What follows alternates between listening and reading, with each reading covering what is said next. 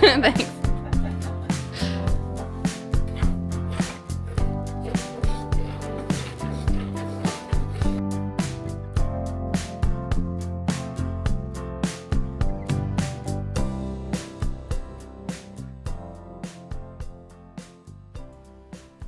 Welcome back, or welcome if you're new. My name is Kayleen and I live in the beautiful Yarra Valley in Victoria.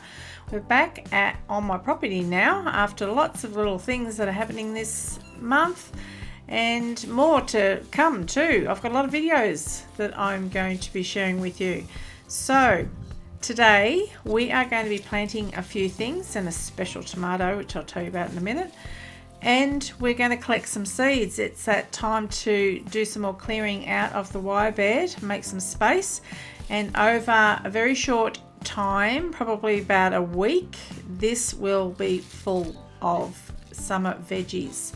But we're just starting now to put some more in, and we're starting with a very special tomato that I got my little hands on recently. It was swapped at a permaculture swap that I go to, and it is a giant tree tomato.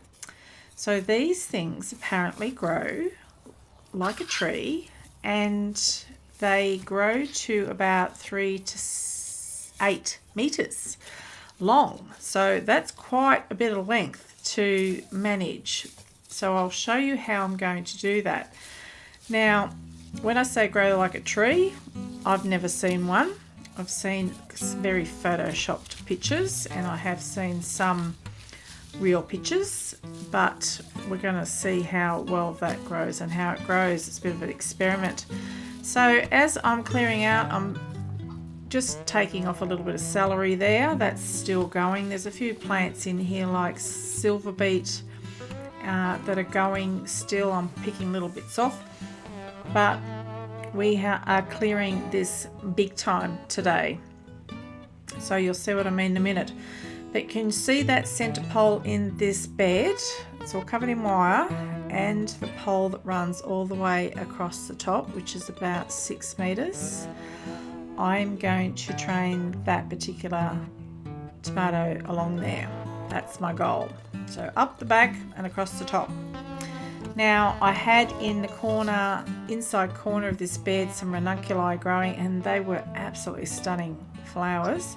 So I'm going to collect the seeds. They're ready. They're nice and dry, or most of them are. I will pull them up as well, but there's some seeds to put away. So we'll collect those, and I'm trimming here. This is silver beet trying to go to seed. It is rainbow chard, I think. So all of that can be eaten, so I've trimmed that off. I'm trying to keep it going for a bit longer. And just below it was my beautiful display of primulas. Now, these are not, I'm not growing these for food, the ranunculi primulas. So I'm growing for colour, bees, insects, and yeah, food for the heart, really. So they were absolutely stunning. A lot of those seeds would have fallen into the bed, and I'm sure they will self-sow all by themselves, but I've trimmed them to save the seeds. And then I noticed they're coming back for a second flush. You can see there all that greenery. They are going to keep growing by the looks. So I've never grown them before, so I wasn't sure.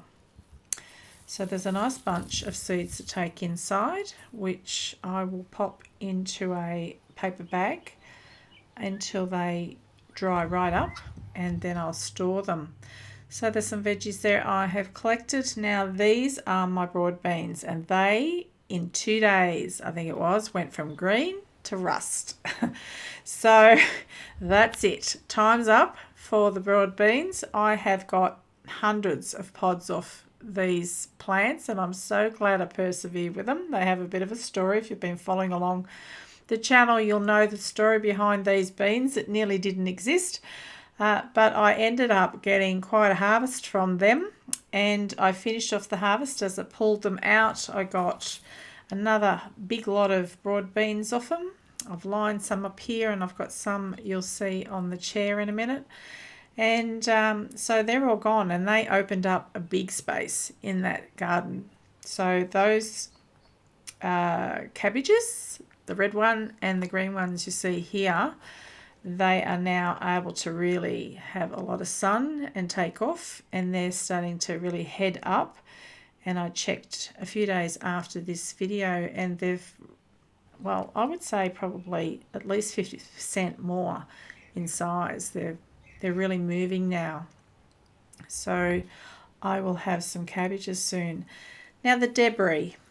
People say not to put it in the compost, burn it, put it in the council bin. I'm actually going to compost this. There's conflicting information out there. I'm going to just compost it at the bottom of a big pile. I have seen a YouTuber that is quite well known, that Charles Downing, and he says do it. So I'm going to do it.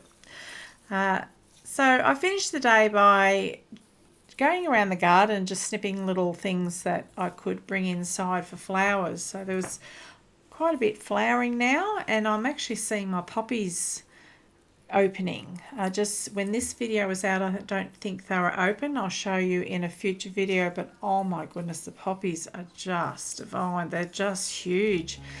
They're so pretty. I had no idea how amazing they were. They're a frilled double poppy. They're just gorgeous. So I think I put a couple of little ones in here that are growing in a pot. They're much smaller because they were cramped. But I've I've gathered elderberry flowers here, which don't last long in a vase, I found, but I enjoyed them for a little bit.